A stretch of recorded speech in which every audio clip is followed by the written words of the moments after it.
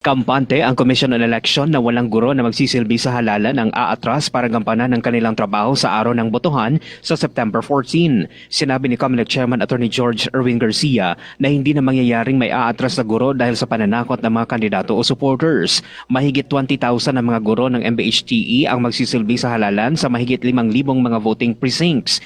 Ang panawagan lang ni Garcia sa mga guro na kung may pagbabanta sa kanila ay huwag matakot na magsumbong sa mga otoridad.